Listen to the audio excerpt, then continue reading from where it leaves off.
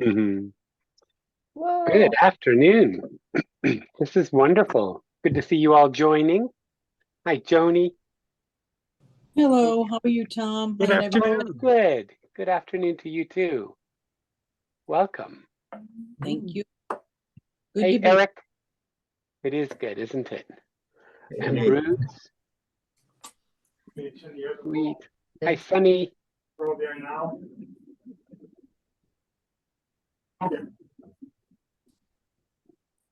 And we have two Steve Matthews. We have an Yeah, S Matthews. got to change Susan Richardson's name. Oh, She No, couldn't. just the way she's couldn't identified. she couldn't get the invitation, so Oh man. Nice. Shall we rename you Susan? Susan! Yay. That'll do it. All right, welcome to you all. We're glad you are here for our second Tuesday at 2. And we are going to invite you to mute yourselves so that you can unmute when you're ready to engage with our guest today. And we're really glad you're here. If you hadn't heard us say that yet, we're really glad you're here. We have people joining from all over. And as we say most of the time and have said for the last decade, if you knew who you were on with today, you'd be making haste to make some connections here because it's a pretty remarkable gathering. This is a fair representation of the wisdom community from across the church. So we're glad you're here. In a moment, Katie's going to introduce our guest, but before we do that, it'd be good to just check in with you. And if you would just go to the chat and either type in your answer or your response or unmute after you've thought about it for a moment. But we're going to do a quick check-in question, and that is, who is somebody whose spirit you are bringing in with you today into our gathering? Who's somebody whose spirit you're bringing in with you into the conversation we're having today? And so just name the person and maybe a 10-word description of what it is about them and their spirit that you're bringing into the conversation today. So you might say, we're very aware that we have a cloud of witnesses that joins with us every time we come together like this. We're just going to be intentional about it today. So name the person and a 10-word description of what it is about them that you're bringing in with you today. All right, I'm going to go over to the chat. Bill Morris. Sweet.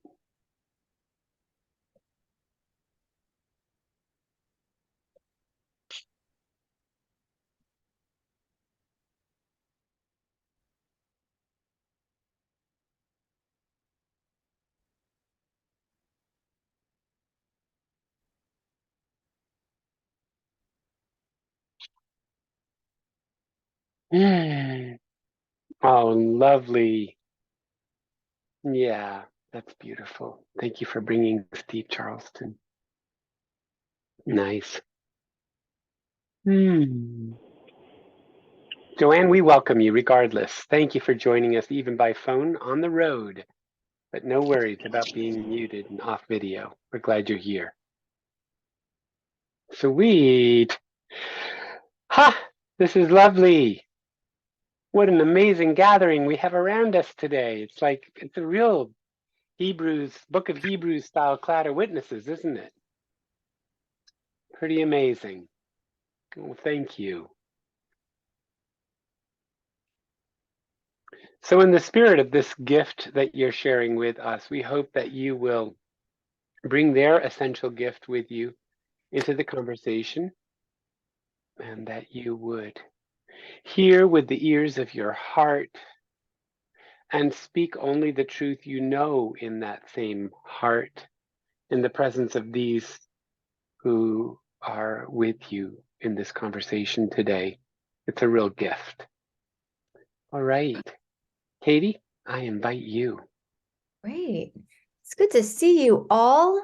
I think, as you know, or you wouldn't be here, that Tom and I and Steve Matthews work in the church planting and redevelopment office of the presiding bishop.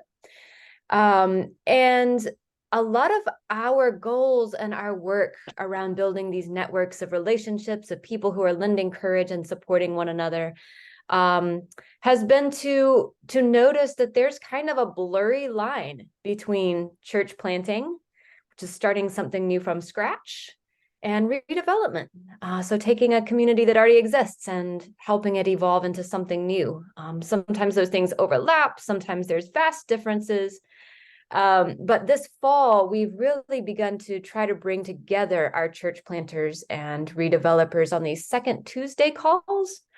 And then, as you probably saw in the invitation here, we also gather folks on the third Thursday for something called Pro Action Cafe, which is a little more community involved, where we invite people to make a call, bring a challenge or an opportunity before them to the collective wisdom of the group. So that's something we may have a chance to say a little bit more about at the end of this time together. This is one of those funny weeks when the second Tuesday and the third Thursday of the month fall in the same week. So we'll definitely make an announcement again about that third Thursday. But I say that to you because I know that in this Zoom room, we have some people who are starting things from scratch, and we have some folks who are redeveloping currently existing things. And I want to introduce to you our conversation partner, Kevin Goodman, by telling you about the origins of my church plant in Birmingham, Alabama. We started a community called the Abbey. And the core group of people who were really a brainstorming team and a hands and feet on the ground team as we launched that new faith community was my young adult EFM group.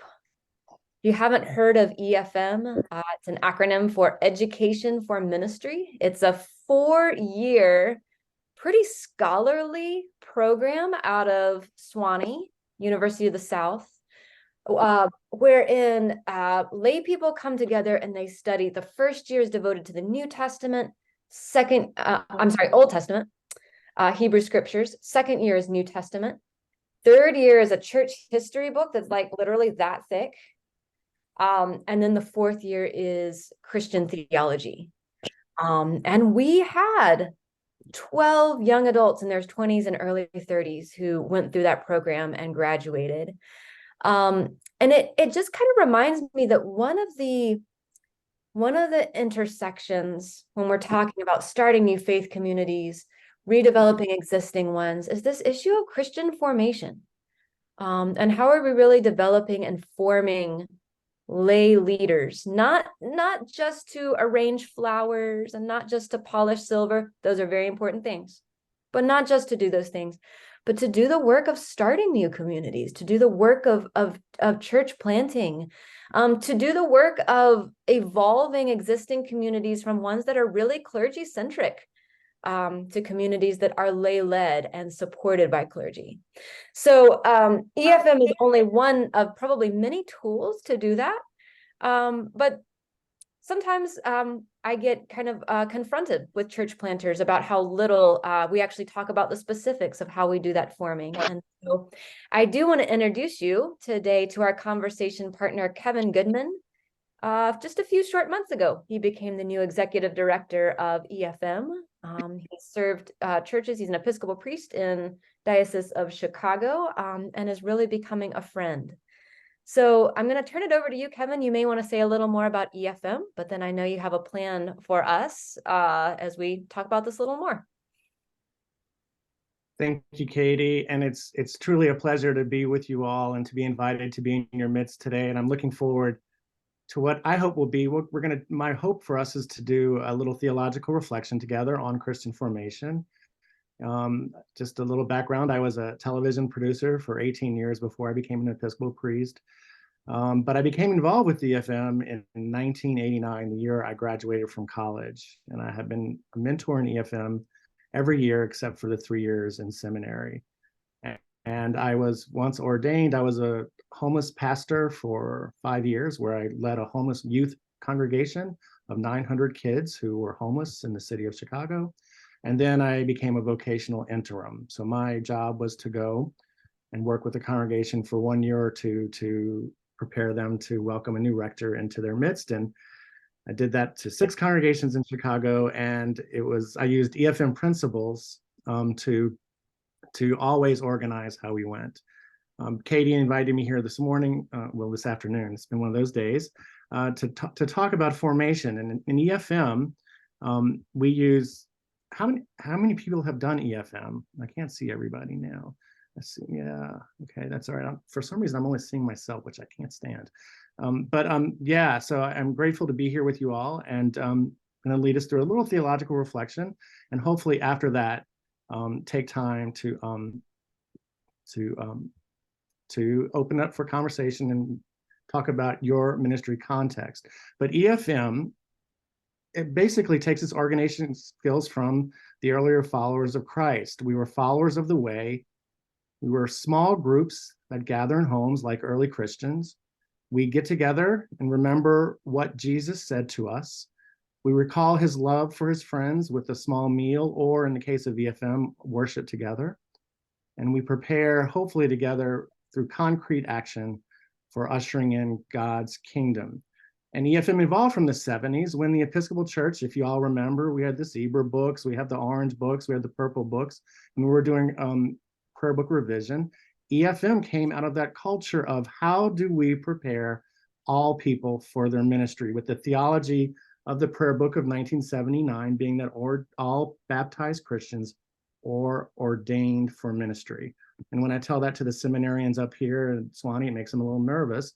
But that was the theology and the hope of the prayer book, which is why we have the name Education for Ministry, not for just clergy or deacons, but for all of us who have been ordained by the virtue of our baptism. And so in 1970s, Charlie Winters created the EFM program. And since we are a diocese founded by 24 founding dioceses, particularly in the southern states, they were where EFM was tested and implemented.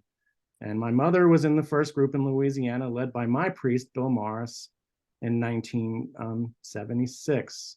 So we are an intentional community, which these are principles that I used to organize my congregations. And that's where Katie and I struck up an incredible conversation when we first met about how she did this in her church planning work, guided by a rule of life, disciplined and accountable to each other, focused on worshiping and praying together, reflecting theologically, studying scripture, tradition, and history, and considering the sacredness of life experiences while seeking concrete action. We believe that we can theologize and discuss and study all we want, but if we don't walk out the door and do something concrete to make Jesus present, since we are Christians, in the world through concrete action, then it's all for naught. We can sit around and talk and make each other feel good forever, but that if we don't act, there's no point. And so our core practices are living in community through regular prayer and worship, a study of the Christian tradition, discerning how am I supposed to be a Christian in the world through the practice of theological reflection, which is what we're going to do today together, with Christian formation being our focus. And theological reflection is, how do I know what I know? Why do I act the way I do and do the things I do? And do my actions align with my faith beliefs? How do my experiences and what the church has taught me, with the voices I hear from television and film and music and politics, how do they influence me to go out in the world and make Jesus present and known? So we use a practice every, to me, it's amazing that right now somebody somewhere besides us is putting a theological reflection, which EFM didn't invent, but we use as the core practice of every time we get together. And we believe that all people of God are theologians. You know, just like all of us are athletes, but we may not work out. So in order to be theologians, I need to constantly practice my brain. And that spiritual growth requires a discipline. It's not just going to happen with me sitting around talking about it. And the worship, prayer, and theology, these are the core practices across all faiths. And without doing this with some intention, nothing will happen. Transformation cannot occur. And so together in EFM, we create a common language so that we can talk about transcendent things while we are trying to identify our beliefs and discover where my beliefs are incongruent with my actions, right, Paul? Why do I do the very thing I don't want to do? You know, how do we become aware of this? So we seek insights into why I believe what I believe and act the way I do. So there's EFM 101 in 5 minutes or less. I'm trying to stay on the time, and I don't like talking. Now I'm going to turn it over to the wisdom of the group. We're going to do a theological reflection, and I'm so grateful that there's so many of us in the room together that we will be utilizing the chat function to be able to move through this quickly and see the insights and the wisdom that each of us bring. In our practice of theological reflection, the focus for us today is Christian formation within your context. And if you look at this little chart, this is how our discipline works. We look at our actions and our experiences. We hear from what the church tells us. We look at what the culture tells us, and then we say a belief statement. And what are we going to do that week, this week, to act on this belief? So that little image was the best image I could find that represents Christian formation for us as our focus. So my first question for you that I'm going to invite you to say in the chat is, what is happening in your congregation, your community, regarding Christian formation? If you would share it in the chat. What is happening in your congregation and community regarding Christian formation? What is happening?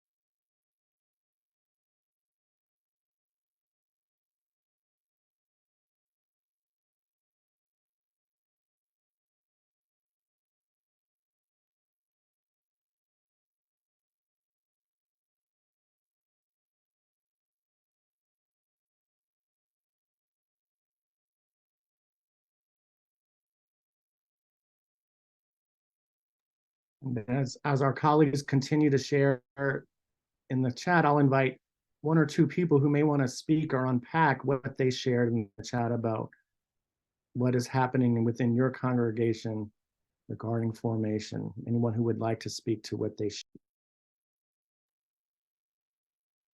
One of the things that I tried during Lent this year was to get away from the notion of Lent as being a penitential season, and rather as being a season in which we prepared to renew our baptismal covenant.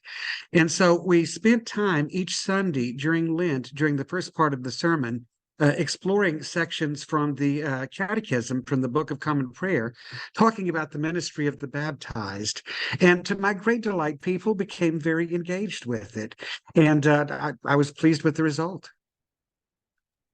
Thank you. I see Vicky raised her hand, and Vicky, don't drive and theologically reflect. It's dangerous. But Vicky, I invite you to speak. I think, is that me? Because I think my name's wrong, but. Yeah, yep, because okay. I don't know you, so I'm calling you in the car. And okay, it says you're Vicky. Okay, let's go, yeah. Don't worry, I'm on the side of the road. Don't worry. We're in a good restart for the pandemic in most ways. Children have been a challenge because of how isolated they've been because of the pandemic and not getting a vaccine until July of 2022. But we did shorter hands-on things that immediately followed worship, and that's been really, and very hands-on and very related to worship. So it really tied worship and formation a lot for the children. So that's been really good. More structure and more, I think, eagerness around adult formation and more of a process for creating, kind of moving toward a curriculum, which is good. But I'll also say that where our weakest areas actually in the kind of introduction to Jesus, which is, something we need to work on. Confirmation, rich. Okay, very focused on baptism. If you go back 5 or 10 years in our church, it was a whole bunch of church history. I'm not saying it's unimportant, but if you don't know Jesus, if you have no clue what we're doing, it's a little hard to be excited about the history of it. So that's been interesting. Our biggest gap is at this point, we have a gap with children, but we have youth who have significant learning gaps, and that's a big challenge. Thank you. And so what's your real name? If you're not Vicky, who are you? It's Elizabeth Hart. It's Elizabeth Hart, and I'm in Charlotte, North Carolina. Thank you, Elizabeth. I'm just giving you a little grief. Thank you for sharing. Eric, I think I saw a hand up with you. Eric. Yes. So I'm in Pittsburgh, and what we are doing and have been doing now for 2 years is taking a look at what a beloved community lens might be for reading scripture. Given the thinking that we typically read scripture from a place of power, what would it look like if we did not? And if we took seriously the ethic of love that Jesus gives us. And so to give a quick example, this past Sunday was the parable of the maidens. And so we ask the question, well, does Jesus actually say he is the bridegroom, for starters? Is the kingdom of heaven talking about us today, or what life is like in heaven? And then thirdly, if Jesus really meant what he said about love, then can we come to the thinking that perhaps it's not okay to think about I have mine and so you get yours, but instead inviting some to share with. The maidens, the wise maidens said that they didn't have enough oil for themselves and the unfortunate foolish maidens, but they could have walked together with the one lamp, and all would have been accepted into the banquet. You are muted, Kevin. Thank you. Yes, I'm talking and nobody's listening, which is actually probably better. What are the challenges we face right now? We've heard some of that from the sharing and some of that in the chat. What are the challenges we face as congregational leaders regarding Christian formation? What are some of the challenges we face right now? If you would share in the chat as congregational leaders.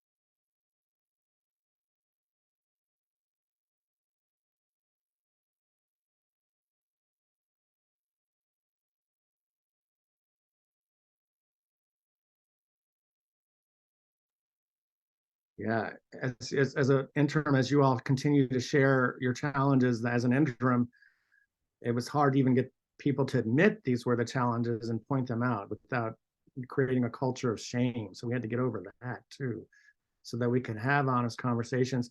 I invite anyone who would like to share what a challenge that concerns them to, as we continue to see our colleagues share their challenges.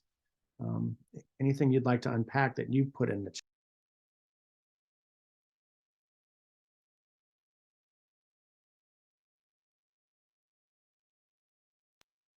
while you think about that, in my context, 80% of my congregation in Oak Park, Chicago, which is where I was serving before I came here, were even from the evangelical background.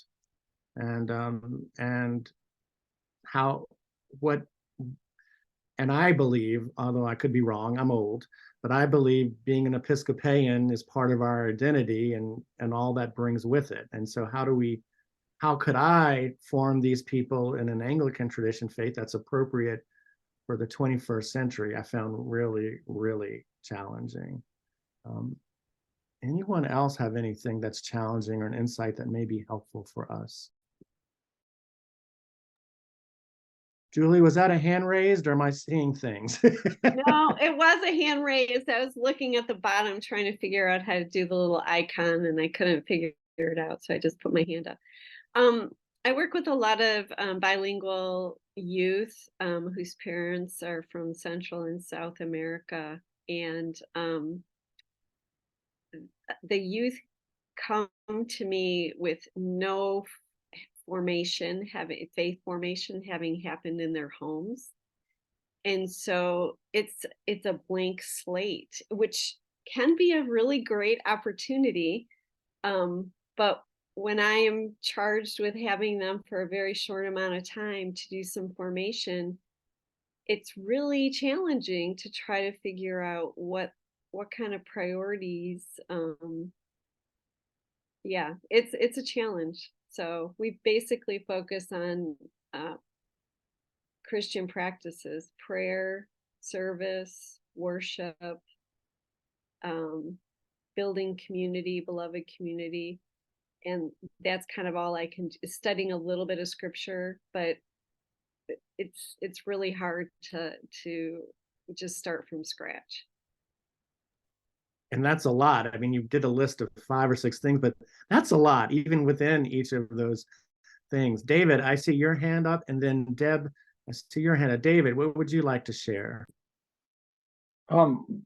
Thanks. I'm not clergy, and one of the challenges I feel regularly is not really feeling fully part of the club. You know, I'm a co-warden in charge of a church, a struggling church. Have been in this seat before, more years than I care to think. And I noticed the theme of today's invite talked about lay-led and clergy supported. And you, one or more of you kindly said already several times to refer to your colleagues. And I don't always feel like I am your colleague. I feel like what you're talking, maybe you're talking about how can we as clergy work with our lay folks. Now that may be unfair. It's a subjective perspective, of course, but that's what I'm struggling with.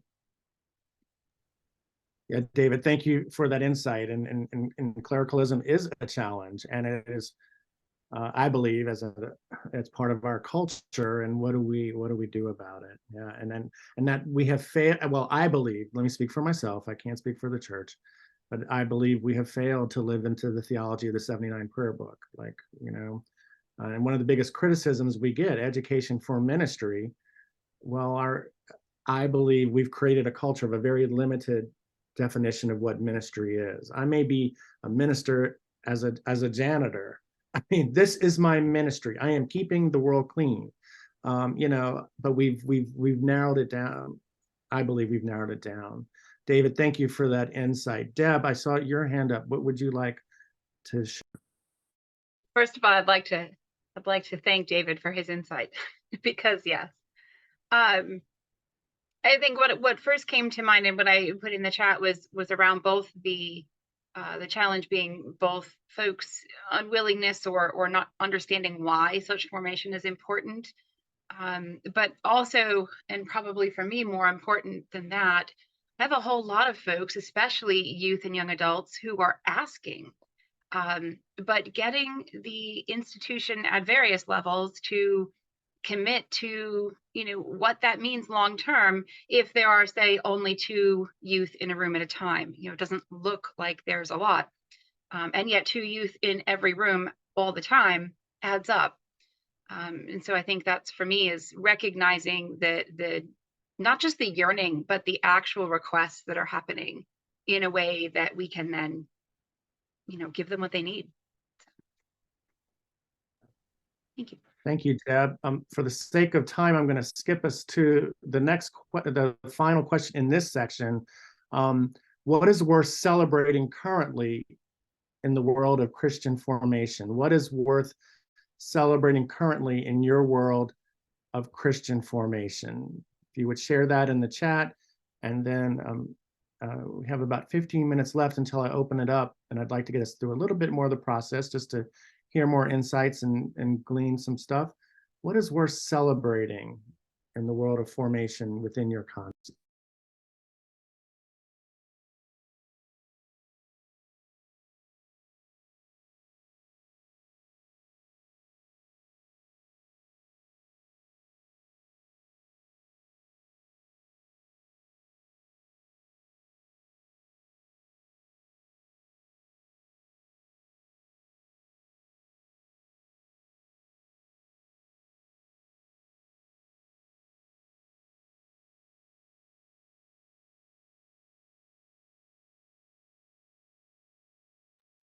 Anything as we share what's worth celebrating, if anyone has something they'd like to unpack that they shared or haven't had a chance to put in the chat, I invite you to speak to us.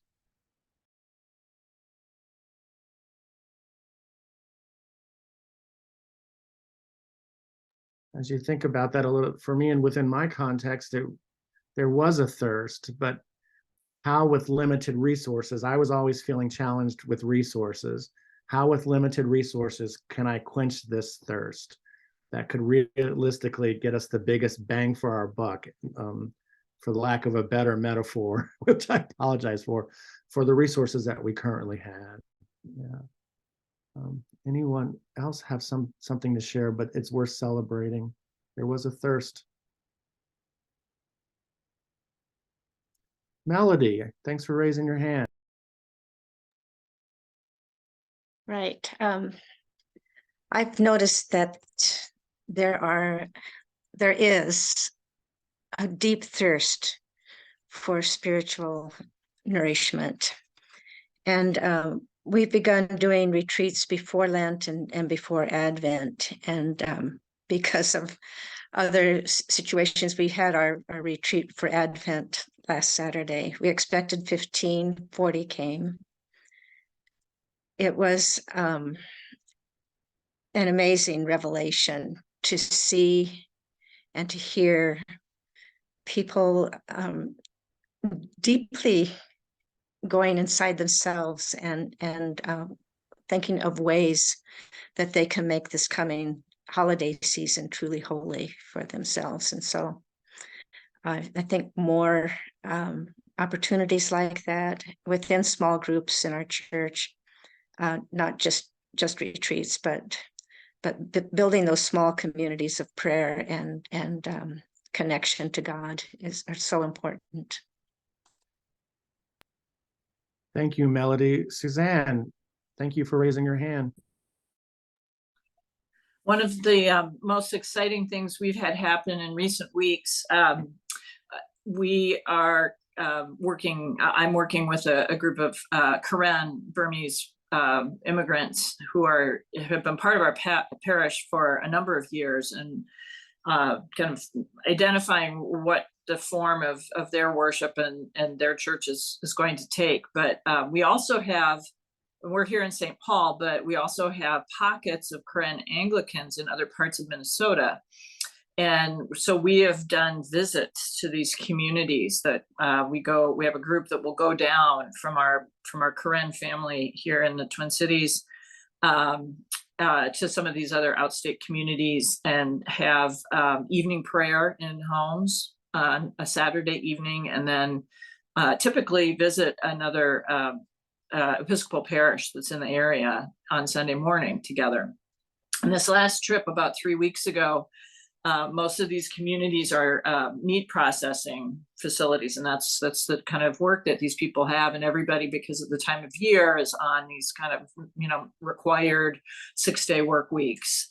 So there was a family who wasn't available for the Saturday evening prayer, and the father of the family just said, "We have to have something. Will you be willing to do a morning prayer tomorrow morning?" And so we had a morning prayer with them the next morning. And so what we're finding is there's just this incredible hunger for connection and for worship in their Sagakren language.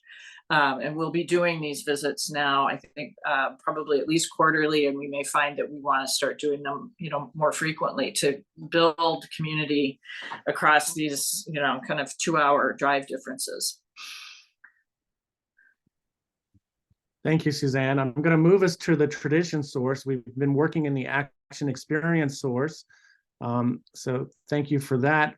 What does the church teach about Christian formation? What do we encounter within Holy Scripture, within our Book of Common Prayer, with hymns, what we've heard in teaching? What does our church say about Christian formation? If you would take a moment, and what do you hear from the church about formation? Share it in the chat. What does our church tradition say about formation?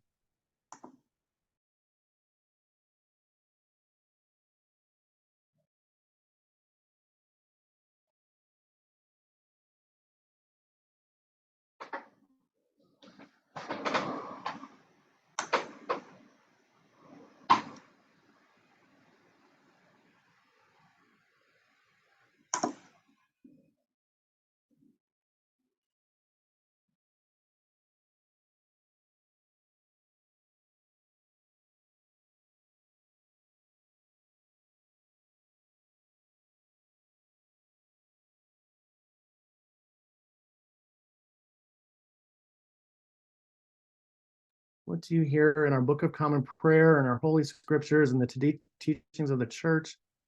What do we say about formation from the voices of our tradition? As people enter their sharings and insights and what they hear from the church, I'll invite anyone who'd like to share their insight with the group. As an EFM practitioner, I'm concerned about accompaniment. How do we create small groups where we all acknowledge the holy space and figure out that the answers are in the group, but not in one individual? How do we accompany each other into that reality? Would anyone else like to share what they're sharing or unpack what they've said in the chat?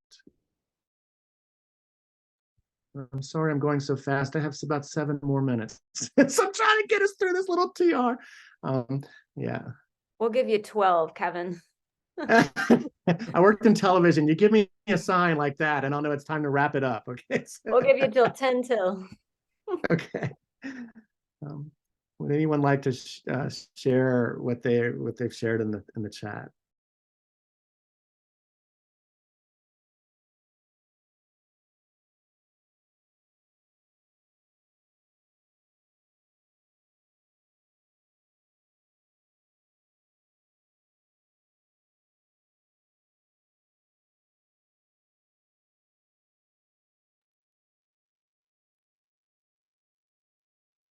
I'm happy to share. I do think that the last maybe 100 years of tradition says that Christian formation happens in fluorescent light lit Sunday school classrooms. But there's this other piece of me that goes way, way, way back. And I'm thinking of Acts of the Apostles and people huddled together in house churches and not necessarily being literate. And so passing along stories of Jesus and formation pretty much orally and through storytelling.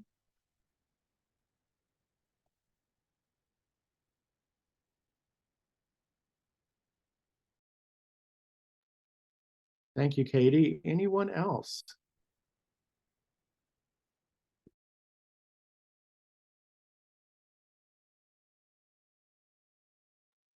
I'll jump in quickly. From my vantage point, at least, as a person of color in Pittsburgh, and it just seems to me that there is this tension between forming an Episcopalian versus forming a child, a follower of Christ. Not that they are necessarily mutually exclusive, but sometimes one gets priority over the other. And I think sometimes the denomination reigns supreme, and we may lose sight from the culture of the denomination and the call of Christ. Yeah, thank you for that insight, Eric. I appreciate that. Yeah, at my last church before I came up here on the mountain, my director of Christian Ed was, she was primarily she was raised in the Baptist tradition, and I'd always say, well, as a cradle, and she says, I hate it when you say that, and we unpacked it. It was a wonderful conversations, but and she's like, well, I'm not a cradle, and I'm tired of hearing about it. It was a playful relationship. It wasn't angry, but that was something that I needed to be told, as part of this. I don't know, for lack of a better word, because I'm in the fishbowl, but like a country club mentality, as opposed to a follower of Christ mentality. So, yeah, Eric, thank you for that insight. Anyone else would like to share?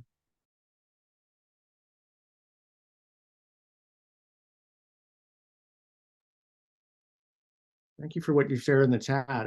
It's really cool. Were you about to say something, Bruce? Sure, I'll piggyback off of what Eric was saying. I currently studying church history, and I'm mindful of the time before the Protestant Reformation, where there was a real push and pull between the institutional church and all these lay people who just wanted to have a close personal relationship with God. And that was a really deeply uncomfortable thing for the institutional church at the time. I think that that's still some attention that we deal with today, is how do we preserve the institution and keep the current church working while building towards the future church. And not everybody's going to be responsive to what we have to offer along those lines. Bruce, thank you for sharing that insight with us and thoughts on that. I'm going to move us to my favorite source, culture. I discovered, and as I did EFM more and more in my life, I knew more about Jesus from Godspell and Jesus Christ Superstar and Last Temptation of Christ than I did from the Bible until EFM made me read it. But anyway, I wonder what you hear about Christian formation in a film, from a television show, from a book you read, a poem, a song, a piece of art, maybe a play you just saw. Is there anything from culture that captures the current challenges and the opportunities of Christian formation? Anything you hear from the voices of culture? And you can share it in the chat as something comes to you, and then as someone feels called to speak, you're in my favorite source. I'd love to hear what you have to say. My biggest concern, and this is actually part of a belief statement, is often the voices of culture, I don't believe I'm hearing an accurate representation of the Christianity I experience. One of my best friends is a big Joel Osteen fan, and I go over to her house and watch Joel Osteen, and I can barely get enough milk of magnesia in me to sit through it and support her on her journey of faith. But there's something that speaks to her there. But anyway, there's challenges in culture. Anyone else have something to share? Oh, look at the best. I love that. The best Christmas. That's good. Share with anything in the culture, or anyone want to speak to it? We'd be glad to hear.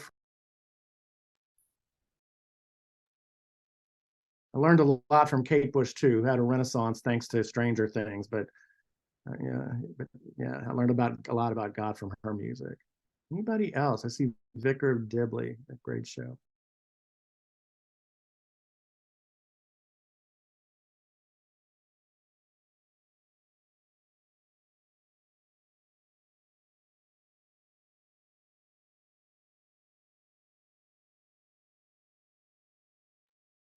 And my cousin, who's a Mel Gibson Catholic, I mean, she gets most of her theology from the Left Behind series. And for me, that's really concerning. You know, near Harry Potter, it's sold a lot of books.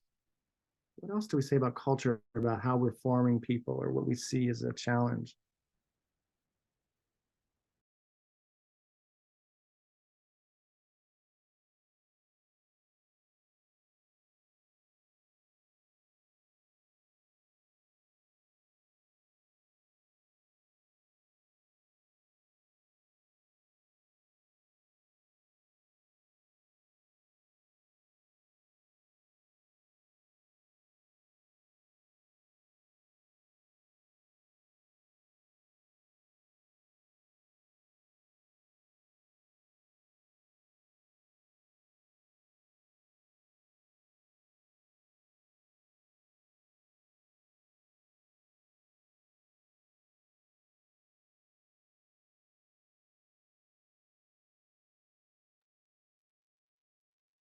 Thank you for sharing your voices of culture. And I'm going to move us to the final thing so we can open this up to further discussion.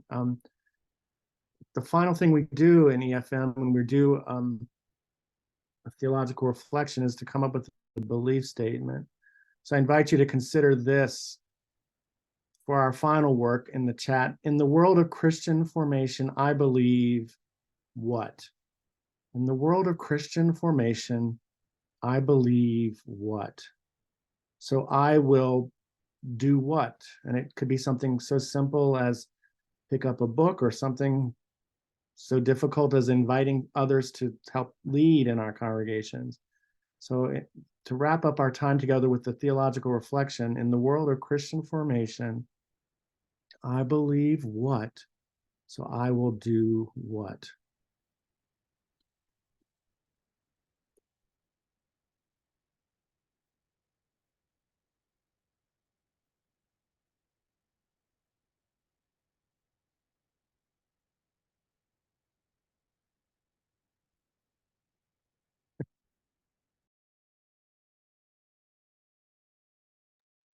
In the world of Christian formation, I believe what? So I will do what?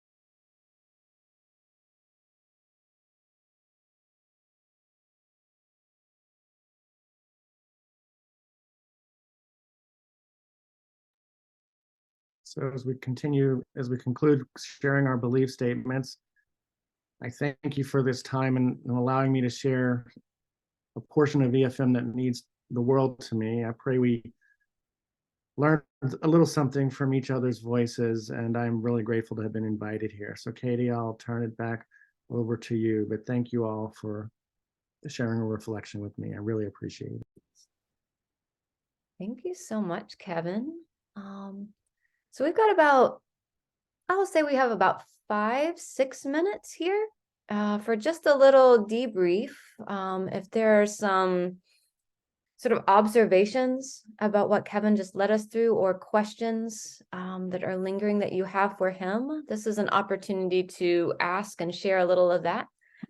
But then also, if it is possible, maybe Steve will make me well, I think I am a co-host. Maybe Steve will make me a host, and there'll be some opportunity to linger after the top of the hour is over, if there's more you want to talk about with Kevin. But I know a lot of people do have to leave at the top of the hour. So why don't we take a few minutes to observations, questions, and then about 5 minutes for announcements and next steps. And then we'll say goodbye to some of you and hello to those who want to stay for a little longer. Okay. Anybody feel called to just maybe unmute?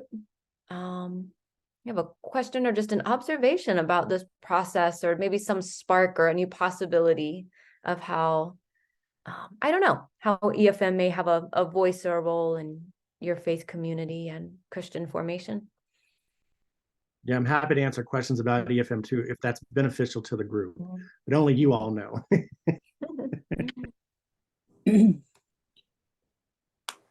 I did have a question. Hi, it's Joni from Diocese of Rhode Island. I loved my 4 years with EFM, absolutely loved it. And someone mentioned that you can take it a second time, and I didn't know if that was true or not. Joni, thanks for that question. You can always come back to once you are a graduate of the program, you can come back and declare any year you'd like, so that you can say, hey, I'd like to come back and I want to take year 3. Oh, okay. You want to, fly around with McCullough across 2,000 years of history? So yes, you are always welcome back. And our program, we are in a curriculum redevelopment phase right now, which will also allow participants like choices of books. Like for year 1, there'll be a text you have to use, and you'll be given choices of here are supplemental texts that you can choose 1 or 2, so that there'll be an opportunity to come back and go through another book and learn a whole nother perspective. So yes, you're always welcome back. And as a graduate, you can declare any year you'd like to return. Yeah, that's right. Oh, that's Joni. fabulous. I know of the people who've taken the program who did not know that. So that's terrific news. Mm-hmm. Elizabeth, you got a hand raised. Will you jump in? Sure. I struggle to find even a framework for dealing with the learning gaps that exist in adults but show up perhaps more prominently in youth. And with the children, basically birth to age grade 5, I just simply think there's more runway to address that, if you will. So I tend to be more concerned about finding a good way to form youth, and again, it's affected by my sense of limited runway. And I just put that out there as a challenge. I'm part of Forma, and I get lots of information from lots of different sources, but I do think what's going on in the environment in terms of the way people focus, the way people commit their time, does not, it requires some fairly material adjustment to try to find the content and the medium and the process that actually works, especially for that age group.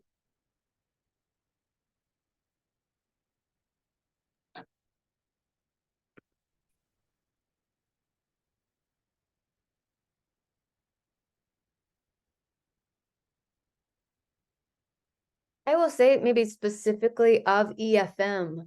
I'm in the Diocese of Alabama, so we just butt right up next to Tennessee, and so EFM is a big deal. Everybody's heard of it, but there's a perception that EFM, education for ministry, it's for the deepest disciples. It's for like the senior and junior wardens. It's for the people who are really committed. It's for the people who are ready to spend 3 hours a week, right, delving into scripture. And my experience of it, and maybe this is because we were primarily working with younger adults, or maybe I'm just a great evangelist for EFM, I don't know. But we had a number of people for whom this was EFM was actually their first dive into the stories of scripture. Folks were like, oh, this seems like a really cool community, and I'm kind of interested in Jesus, so yeah, I want to do EFM. And I wonder if sometimes we discount some of these really deep tools and their effectiveness in reaching people who are actually kind of on the margin of the institution, or who are just curious about the institution. And it was Elizabeth was just saying that. I think another thing is that there's two sort of strains of thought that coexist, and I think should continue to coexist. That how do we, adapt some of our Christian formation for people's current time capacity and attention spans. And then there's this other piece of me that's like, I don't know, maybe if we don't ask for commitment, we don't get commitment. Or we get what we ask for. And I think it's maybe if we ask for more, we get more. And I think it's both and. Anyway, I'll stop there, and Chandler's got a hand up. I have a close friend who came out of the Baptist tradition and actually came to the Episcopal Church as a paid member of the choir and took EFM, and was surprised that I thought that was a big deal that she would take EFM, but she found it as a good way to learn more about Scripture and about the church and so forth, being someone who was raised in a different tradition. And I know someone in the chat had about scholarships. That congregation offered scholarships to those who couldn't afford the cost. So I think that's something that happens frequently in especially larger churches. Yeah, Chandler, thank you for that insight. In EFM, one of our biggest challenges is the cost. And we do have a lot of generous benefactors. And we have a scholarship fund that alumni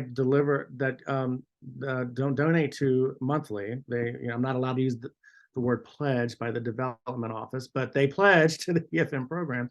And we don't have an effective mechanism of allowing people to apply and get that money. And I'm working on getting that system in place right now. I'm also concerned, as the ED of EFM, the cost of training is going to go up for our mentors who are not in this for the money. They're in here because they love the program, but our cost of administering the program has gone up. And I believe they too should be able to access this money to offset the cost and for them to continue in the ministry that they love. So I thank you for sharing your thoughts about the cost. It's a concern as the executive director, and I am doing my best to get a system in place sooner than later for people to access the money of the generous people who support this program. Yeah, so thank you for that question. I think we have time for one more. Hunter, you want to jump in? Yeah, I just wanted to echo what you were saying. Something you said, Katie, about asking for commitment and if we lower that threshold, then not getting the commitment. And it also seemed, I think there's a lot of truth to that. I also think that EFM is kind of the Cadillac of formation programs within the Episcopal Church. And perhaps one of our greatest struggles is having a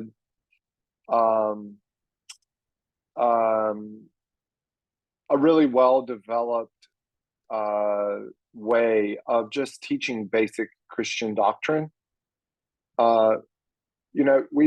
I would say that as a church, we don't do a very good job of just saying, this is what we believe as Christians.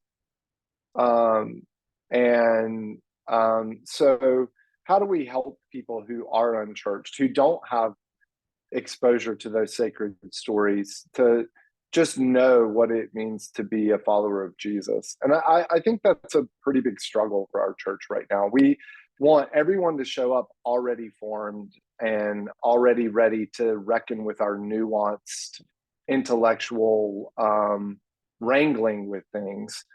And I don't, that's not enough for the church that needs to be developed for tomorrow.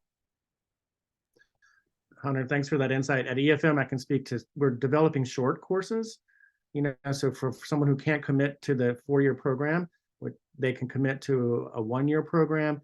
And we're also in development right now with EFM catechumen. When I was in a congregation, leading a congregation just months ago, I had to, get people ready for confirmation and adult reception. And it was it's hard to develop a program for me personally. But I mean, luckily, I'm a Jennifer Gamber groupie, and I just used her books and tried to get people, together quickly. But we're in the process of developing EFM Catechumen, which would be a 26-week thing, preparation across the year with theological reflection, with what we just did as the heart of the response to engaging the material. I'm excited about it. But anyway, there we go. Katie, I'm sorry, I just had to jump in because Hunter's insights was exciting to me. Hunter's not got fireworks going on in the back of his head. Take that as a good sign. Thanks to you all. I know it's the top of the hour and many are already needing to jump off. So keep checking your notes. We'll send you another note with a Zoom link about the Pro Action Cafe we're hosting this Thursday and every third Thursday. We'll keep you up to date about topics for these second Tuesdays and encourage you to be connected and in touch with us in the Church Planting and Redevelopment Office throughout the month. I think Kevin will probably drop his contact info into the chat box, and then well, if there's anybody who would like to linger and have a little more conversation or ask some more questions, we'll stay on for a little bit. But those who have to jump off, thanks so much for being here, and we'll see you next time.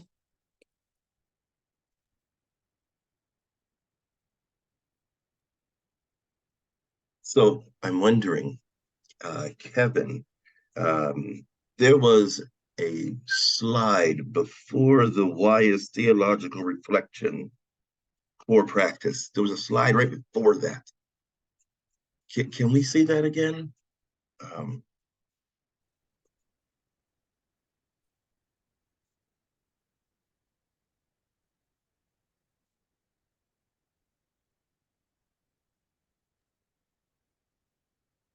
Are you, Eric, you're talking about the core practices of EFM? Is that what you were asking about? Yeah, the one right before. You had one. What is EFM? I'll go quickly, and if anybody says stop, I'll stop. Okay. What are EFM's core practices, maybe? No, it was, you had like, why is theological reflection EFM's core practice? Okay, and there was one like right before that. All right, dude, let me see if I can find it. I think I know which one you're talking about. It's actually a long list. It was so long, I'm surprised you even remembered it. It went so fast, and I thought, oh my gosh, I really wanted to see that. Yeah, and if you drop me an email, I'm happy to send the slideshow out. If there's anything that's going to help you in your ministry, I'm very happy to share this. But I think it was like, I was trying to unpack what theological reflection is, and I was aware of my time. And I think this is the one you're talking about. Yeah, no, so the one right before that. The one right before. Okay. Yeah. If you're not familiar with the EFM program, that little diagram that we did, this is the model, the discipline we use for theological reflection. And we call this the four sources. Now, I need to be clear, we did not invent theological reflection. We're not that vain up here in Swanee. This place does think it's the center of the universe, but I keep reminding them it's not. But anyway, this is what we use as our four source reflection model. We try to find a focus, and in our example here, it was Christian formation. And then we try to connect it with our experiences. That's where we started. And then we connect it with the traditions of the church. What does our culture say? And then I believe this, so what am I going to do? I mean, we work really hard to get concrete action out of reflection. Since I'm a cradle and Jen Enriquez isn't in here to call me out for me to use that interface, we're really good in Episcopalians in thinking, overthinking and thinking and overthinking. We love our brains up, but how do we go out and do stuff in the world? And look, I don't want to, this is the church that formed me, so I'm not trying to sound critical. I'm trying to, what's the next level is to push me out past the red door into my community to manifest, incarnate Christ in whatever way I can, which I believe is the duty of all Christians, and so, yeah, but I think, so what you're seeing there are the four sources: our experiences, the traditions of the church, Holy Scripture, the Book of Common Prayer, our hymnals, our teachings, our catechism, culture, and implications for action. And when these four sources talk to each other, I might be able to start to see, oh, my actions are disconnected from what I say I believe in this way. So we practice this method of theological reflection every week in every seminar around the world, because we're around the world. Yeah. So if you want to know more, yes, yeah, if you want to know I more, will. drop The me an email. Give me. Right. I think I or you are breaking up. But yes, if you put the email in the chat, I will reach out to you. I appreciate what you've given us, Kevin. This was really good. I'm so glad. Oh, I see it. Very good. Yeah, I see it. Fantastic. I also like phone calls. So here's my number. That's my direct line here in my office. I love email, but I don't know about you all, but it's like, okay, my first hour of work is just answering emails. And sometimes I'd rather just pick up a call and know there's another human over there. I just want to verify I typed the number right, 931-598-1782. So email or phone. I will call you back. Fantastic. Thank you again. It was good. Thank you. I really appreciate it.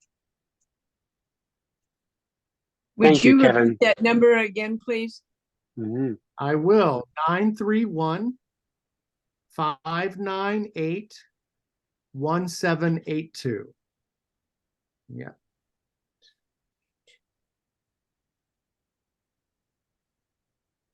Thank you. You're welcome. Yeah. And I love talking about this stuff. So even if it's not EFM related, as an interim, I think I have some stuff in common with church plants. I mean, it's really trying to rethink everything for the benefit of God's people. I mean, really.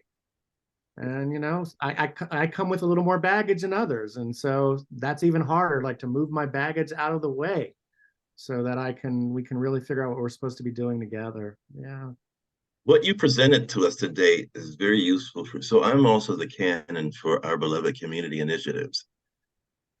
And what you presented today, very helpful for that, very transferable to the work that I'm trying to do as it relates to that, racial justice and reconciliation in particular. So I thank you. Yeah, you're welcome. I use theological reflection in vestry meetings. I can't speak for your experience, but it's hard to keep that many people focused. So then I'm like, okay, we're going to find a focus, and we're going to reflect on it, because we're supposed to reflect and connect us with our ministry. I mean, we can talk about the pumped up plumbing, which we have problems with, or the boiler that just went out. But if we reflect upon it, we can transcend some of these things and connect them to our faith. Yeah. Yep. All right. Now I'm just babbling on. Let me be quiet. I'm also a former Baptist, by the way.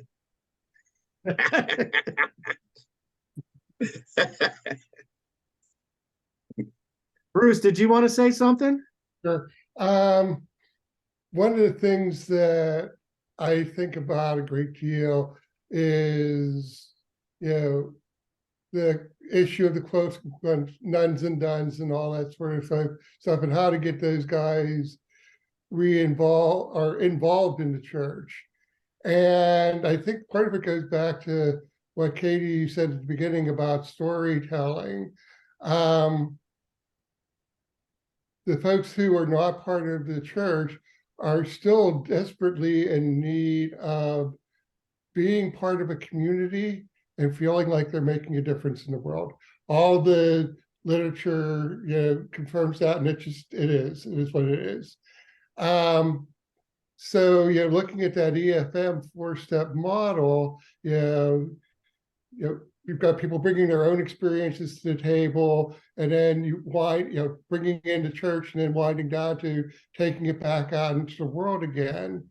So, and I remember from my EFM experience that, what really worked for me was that two sides of the coin, the community that we built as a group, and then, reflecting on how that engaged with the larger Christian community.